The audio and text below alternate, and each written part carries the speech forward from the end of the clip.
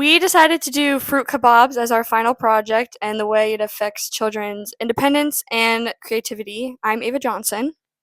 I'm Ava Timmerman. I'm Jenna Lepkis. I'm Lauren Wallace. I'm Ashley Brandt. And I'm Kylie Lee Wright.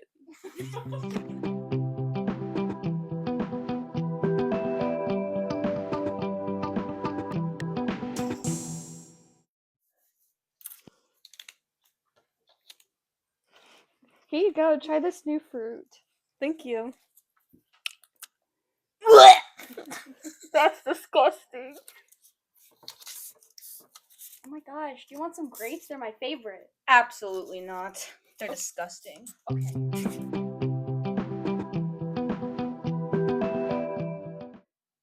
So for the first scenario, we're doing parents to students and how parents can impact how students make and create their fruit kebabs. One example of that is if a parent gives the student or child fruit at home and they don't like that fruit, or they've never been introduced to that fruit, they're less likely to put that fruit on their fruit kebab. Whereas if they have a fruit that their parents give them that they absolutely love, or they just are intrigued by it, they might be more apt to put that on their fruit kebab.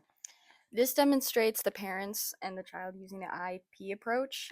When the child has stored in their long-term memory of what they remember of that fruit, they're more likely to either put it or not put it. If they have bad memories with it, they're not going to put it on. If they don't know a fruit, then it's not in their memory and they're not going to put it on their kebab.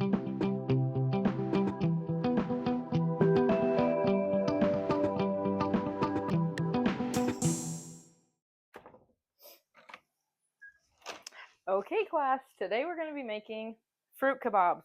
Yay! We're doing this because it's yummy and it's going to teach you guys how to be creative. So last night I made my own fruit kebab to show you guys.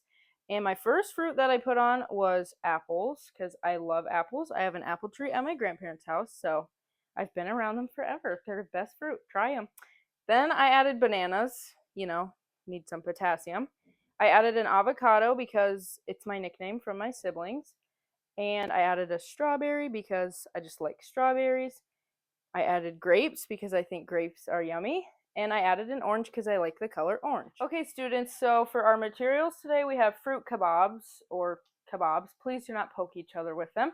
And we have multiple different fruits. And I'm going to leave mine on the table as an example, but I would like you guys to create fruit kebabs based off of your own likes and your own interests with different fruits. I'm just going to make it like hers.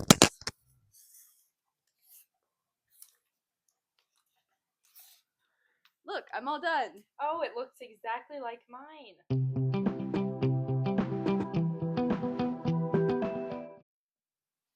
We have scenario 2, which is the teacher to student role.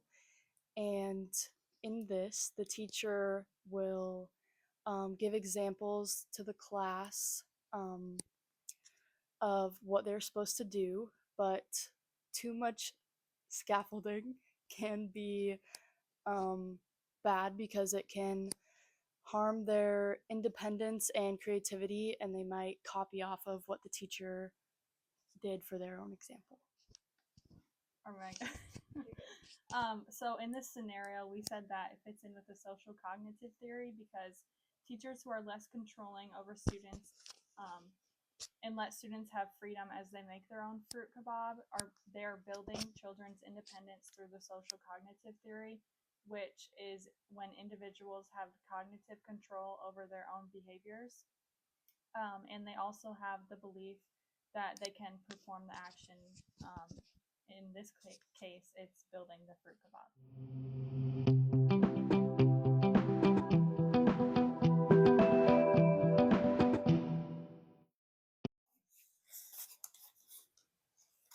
Guys, look at my finished kebab. Oh, I like it. It's really nice. I Thank really like you. it. I'm gonna copy her.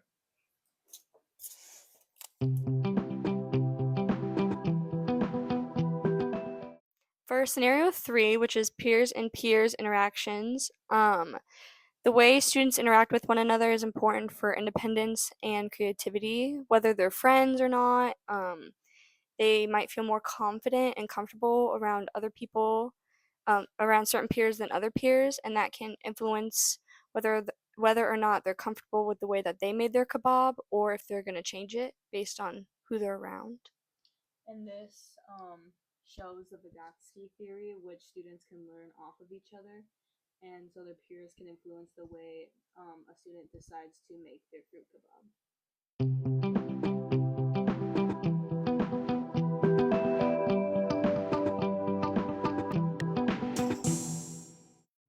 So I had what are the learning goals of our activity? Our main goal was to grow students' own independence and creativity. We want students to think for themselves rather than relying on others, like their parents, teachers, and classmates. Something else we want to teach students is how to make decisions on their own and why that is important. Studies have shown that with more independence, students gain problem solving and other life skills and confidence. We will explain why the students made their kebabs the way or order they did, and why the students picked the fruit they did. And then our activity explained. So we have printed out pieces of fruit and skewers for each kid to assemble their own fruit kebab.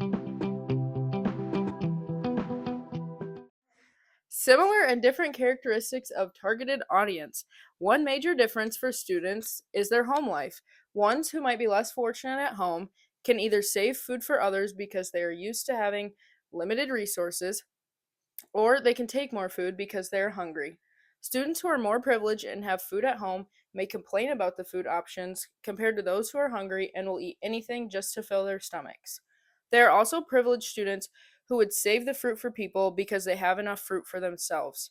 A social emotional difference could be their home life, and that can impact them having sympathy for others if they are privileged or not. For cognitive differences, having a hard home life makes children grow up faster. Language development, students with different ethnicities have different language barriers, which can impact the way they learn and their creativity.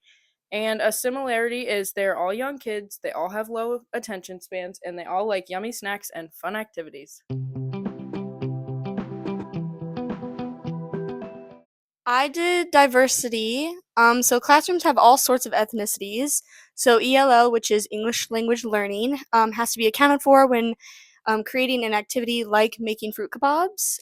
English language learners can understand pictures and maybe not words as well as pictures. So if pictures of fruit are used rather than just the words of a fruit in a teacher's example, students who don't speak English can still participate in the activity.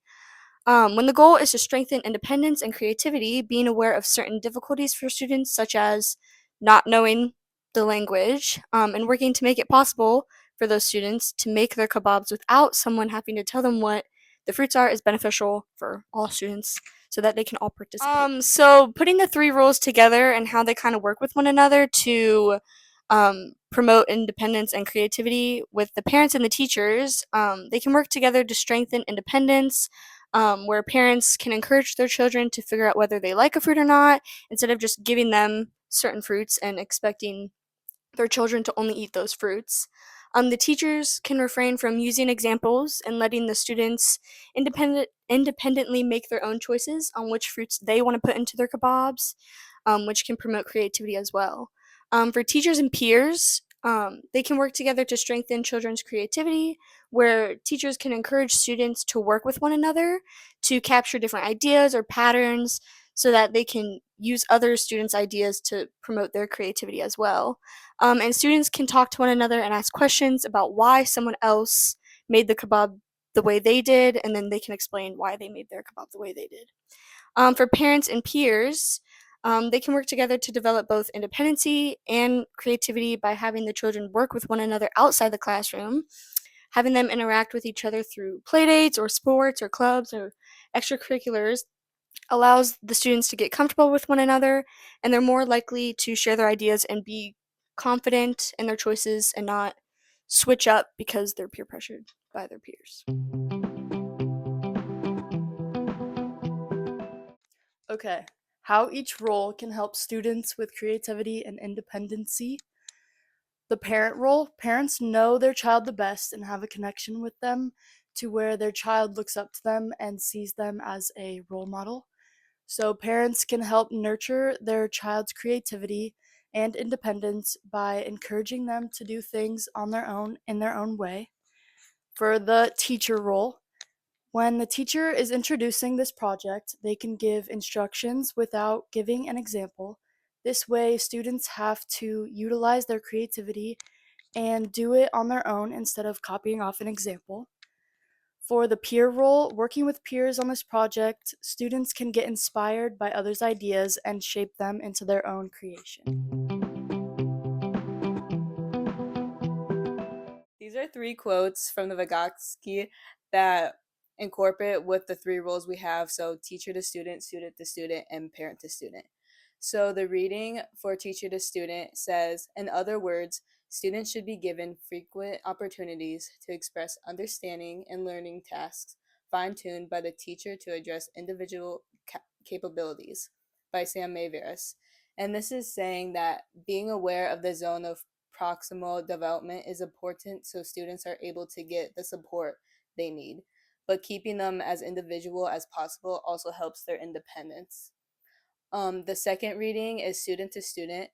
It says the Vygotsky states that minimal language acquisition and cognitive development come from biological factors, also said by Sam Mayveris.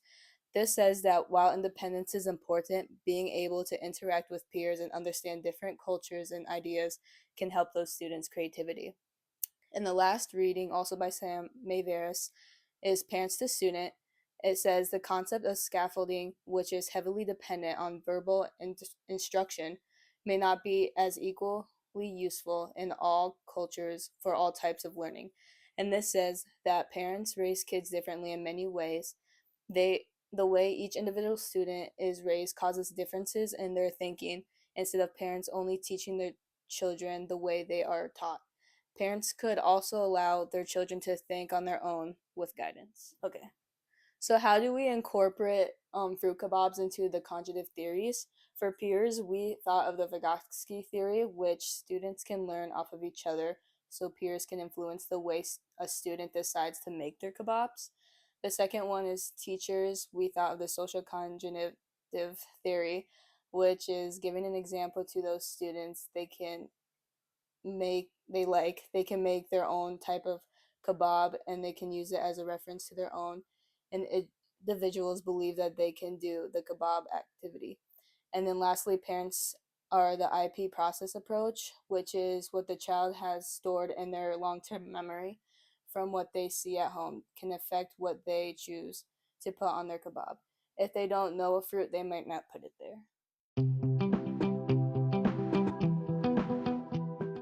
So these are our roles and how they could change the way the kids make their fruit kebab. So the parents, the environment, such as the type of fruit that the child is exposed to at home, could affect what type of fruit that the child puts on their kebab. The teacher, the example that the teacher shows, as well as the fruit they provide, could also affect what the students use. So if they don't like a fruit, they're not going to put it on their kebab. And as well as their creativity when looking at the example, they're more likely to copy the teacher. And the students can be influenced by what their peers are doing and creating and want to fit in with them and not be scenarios. For scenario one, we have the parent and the child. Shows the access to fruit at home and of what kids do and do not like. It also shows the environment and if it's a no food waste family. Scenario two involves the teacher and the students. When the project is introduced, they show their design example of their fruit kebab to the class. Students are more likely to design their fruit kebab the exact same way or in a very similar way. The last scenario is peer-to-peer. Students are given free range to design their kebabs. They might be influenced to make it similar to their friends so they aren't so different from each other. Thanks for watching our presentation over Vygotsky and the IP processing theory and social cognitive theory and how it promotes children's independence and creativity in the ways that they interact with their teachers, their parents, and their peers. Thanks Thanks for watching!